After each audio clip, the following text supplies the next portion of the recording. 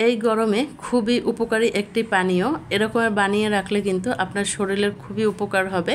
আসসালামু আলাইকুম। শসা তো ইউটিউব দেখে আল্লাহর রহমতে খুবই সুন্দর করে কেটে নিয়েছি, হাতে ধরা ছাড়াই একবারে পাতলা পাতলা স্লাইস করে কেটে নিয়েছি।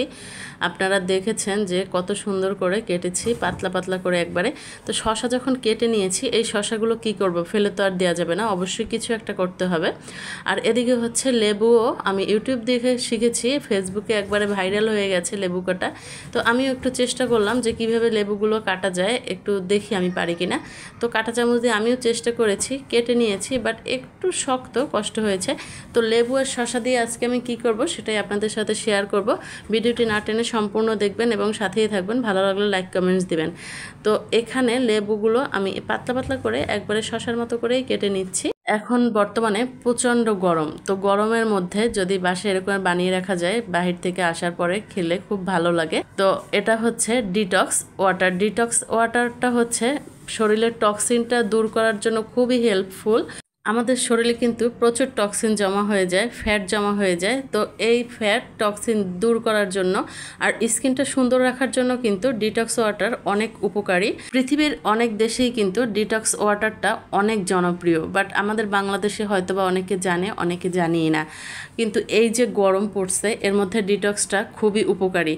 তো ডিটক্স ওয়াটার কিন্তু অনেকভাবেই বানানো যায়, যার যেটা আছে বাসায় সেরকমের জানলে বানানোই যায়।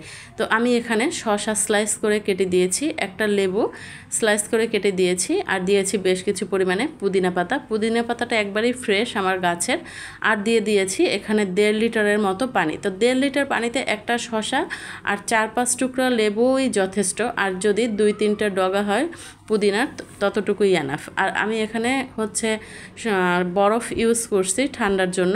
এই আইটেমগুলো দিয়ে 4 থেকে 5 ঘন্টা ভিজিয়ে রাখতে হবে। সারা রাত ভিজিয়ে রাখাটা ভালো, তারপরে যে পানিটা হয় সেটা খেলে হচ্ছে শরীরের যে টক্সিনটা জমা হয়ে যায় সেটা দূর হয়ে যায়।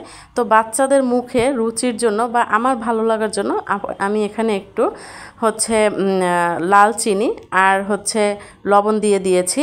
তো এটা আপনি খাওয়ার পরে এখানে আপনি আবার পানি অ্যাড করে নিতে পারেন, যতটুকু পানি শেষ করবেন আবার পানি অ্যাড করে নিতে পারবেন। আপনি সারাদিন ভরেই এই পানিটা খেতে পারবেন। এর জন্য আপনার শরীরেও ভালো থাকবে, আর হচ্ছে আপনার স্কিনের সমস্যাও দূর হবে, আপনার শরীরের টক্সিনটাও বের হয়ে যাবে। তো আপনারা এভাবে এই গরমের মধ্যে বানিয়ে রাখবেন অবশ্যই। আর ভিডিওটি ভালো লাগলে লাইক কমেন্টস দিয়ে পাশে থাকবেন, আর কমেন্টস করতে ভুলবেন না। আর যদি বেশি ভালো লেগে থাকে শেয়ার করে টাইমলাইনে রেখে দিতে পারেন। আর এই ডিটক্স ওয়াটার কিন্তু অনেকভাবে বানানো যায়, তবে এর মূল উপাদানই হচ্ছে লেবু আর পুদিনা। এই দুইটা আইটেম আপনাদের দিতেই হবে। আল্লাহ হাফেজ।